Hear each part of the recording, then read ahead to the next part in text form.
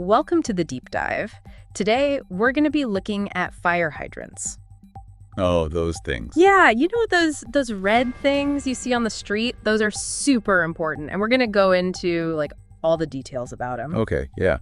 I've always kind of wondered about them, like how they work and stuff. Well, get ready to have your mind blown because we've got some really cool sources for this deep dive, including government documents, news articles, even a utility company website. Wow, sounds like we're going deep. We are, and we're going to start with something that might surprise you.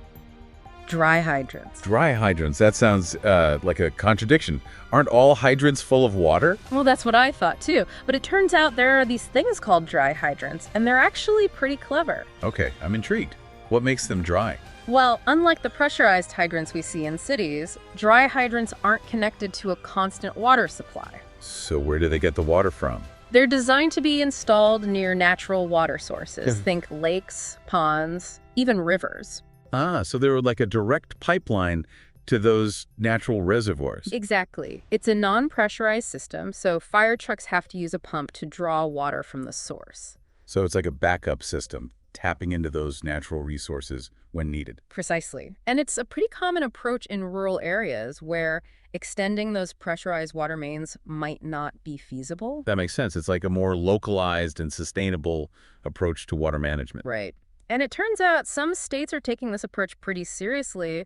We came across this document from the Maryland Department of Natural Resources, and they have a whole dry hydrant program. Wow, so they're actively promoting the use of dry hydrants as part of their fire safety strategy. Yeah, they even published a document listing hundreds of dry hydrant sites across the state. That's impressive. It shows a real commitment to ensuring water access for firefighting, even in those remote areas. It's a great example of how communities are adapting to the challenges of providing fire protection in different environments. Makes you realize that there's no one-size-fits-all solution when it comes to water management. Absolutely.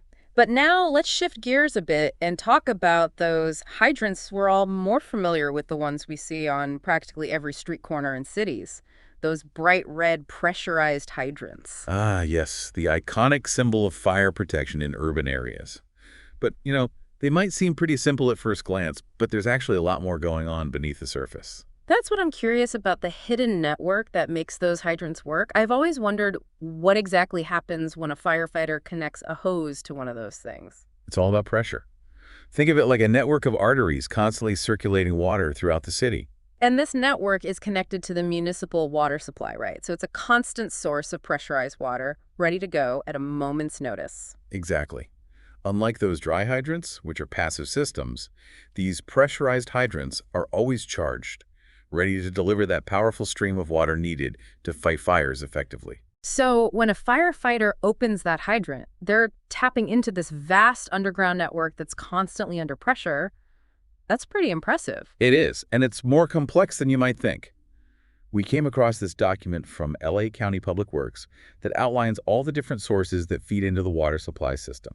We're talking groundwater, surface water, imported water, even recycled water. Wow, that's a lot to manage. So it's not just one source of water, but a whole mix that's constantly being pumped, treated, and distributed to maintain pressure throughout the system. Precisely. It's a testament to the engineering and planning that goes into keeping our cities hydrated and safe. It makes you realize that even something as seemingly simple as a fire hydrant is connected to this incredibly complex web of infrastructure and resources. And it highlights the importance of investing in and maintaining these systems, especially as we face the growing challenges of climate change and those more frequent and intense wildfires we talked about earlier. That's a great point. We've been talking about those dry hydrants in rural areas and now these pressurized systems in cities, but it seems like wildfires can put a strain on both types of systems. You're absolutely right. And that brings us to some of the challenges and limitations that even the most well-designed water systems can face when those wildfires rage out of control. You know those LA wildfires we were just talking about? Well, they really exposed how even those complex city water systems can be pushed to their limits during extreme events. It's kind of scary to think about, what happens when the demand for water just overwhelms the system's capacity. It's a huge challenge. Imagine you're trying to fight a raging fire, and suddenly the hydrant you're relying on starts sputtering and the pressure drops. It's a firefighter's worst nightmare. And I remember reading in that AP News article that during one of those big fires in LA, the demand for water was something like 4 times greater than anything the system had ever handled before. Exactly. Those tanks that help maintain pressure in the system, well, they just couldn't keep up. And the article mentions this wasn't just a problem in LA. Remember that devastating fire in Lahaina, Hawaii? Oh, yeah, that was a terrible one. Well, they had similar issues with water pressure there. The fire was so intense and moved so quickly that it damaged a bunch of water pipes. Plus, with those strong winds fanning the flames, it was a recipe for disaster. So it's not just the fire itself, but all these cascading effects that can cripple a water system. Exactly. It's like a domino effect. And as we see more and more of these intense wildfires, we have to ask ourselves, are our systems really prepared for this new reality? That's a big question, and it seems like there's some debate about whether we need to fundamentally rethink how we manage water, especially for fire protection. Well, that AP article we mentioned presented some different viewpoints. Some folks argue that LA didn't have enough water stored up in reserve. Others say, look, the fire was just so massive and unprecedented that even with tons of preparation, it still wouldn't have been enough. So it's like trying to figure out what the tipping point is between better preparedness and just the sheer scale of the challenge. Yeah. And to complicate matters further, wildfires don't exactly stick to nice, flat, easily accessible areas. Imagine trying to fight a fire that's burning uphill. You're not only battling the flames, but also fighting against gravity to get that water where it needs to be. It's making me think about my own community. We're surrounded by forests, and it's pretty hilly. Are there things that communities like mine can be doing to, prepare for a situation like this? Absolutely. One thing is investing in infrastructure upgrades. Things like bigger storage tanks so you have more water on hand, stronger pipes that can withstand higher pressures, and maybe even survive some damage during a fire. And strategically placing new hydrants, especially in those high-risk areas. So it's kind of like reinforcing the foundation of a house to make sure it can handle a major storm. Exactly. You want to be proactive, not reactive, when it comes to fire protection.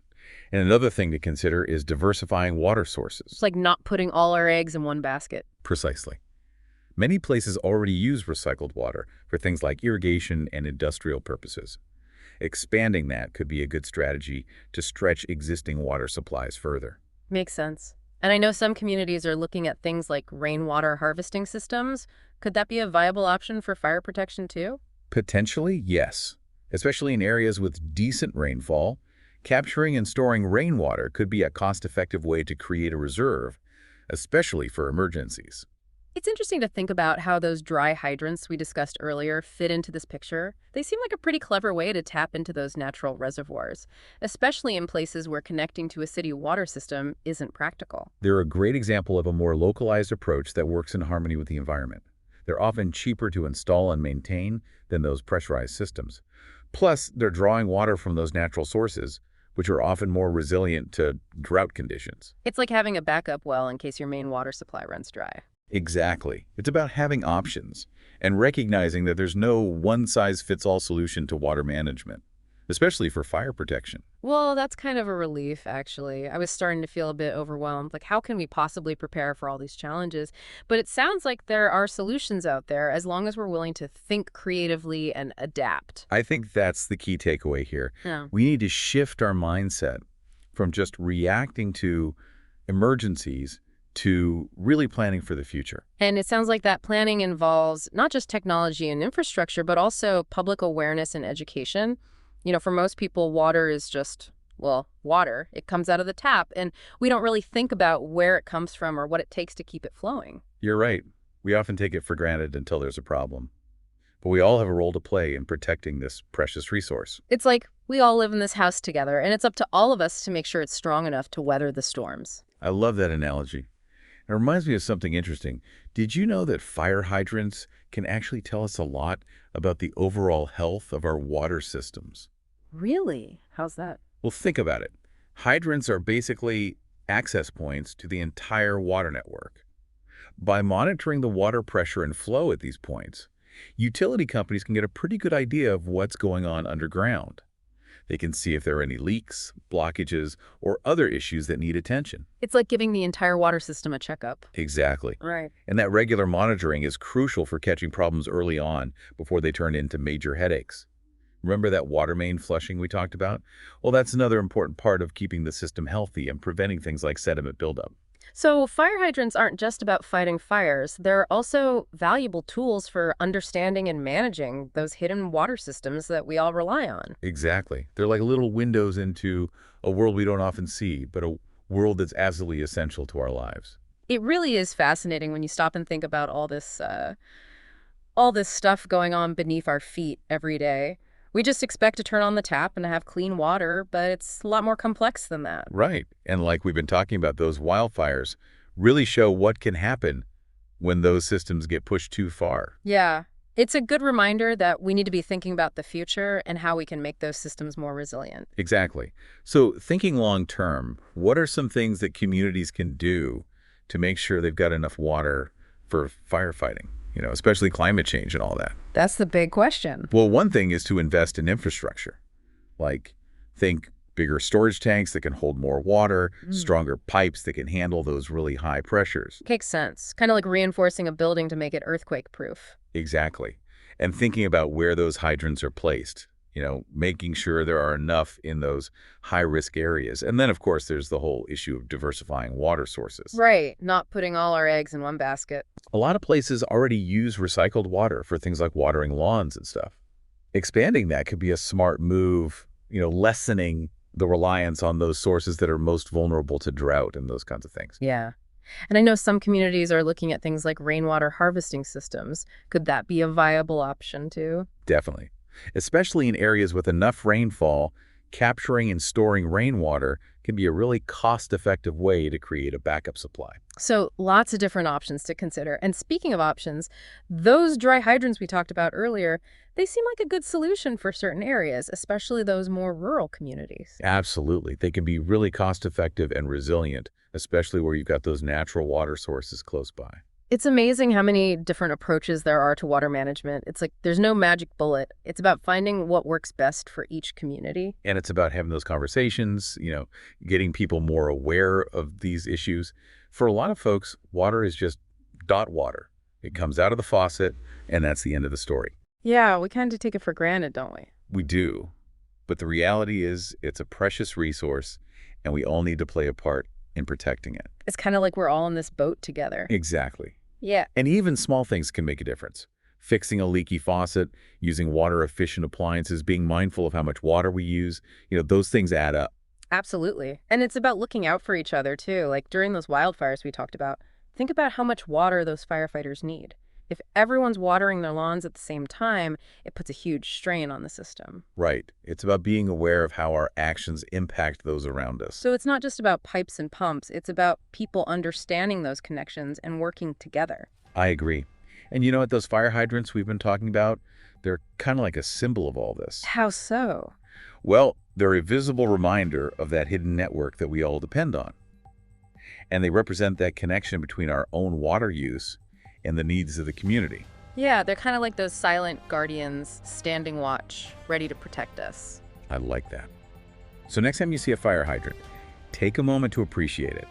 It's more than just a hunk of metal on the sidewalk.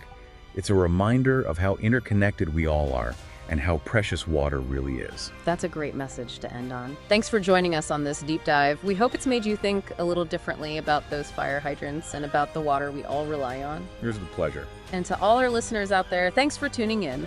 Until next time, keep those minds curious, and we'll catch you on the next deep dive.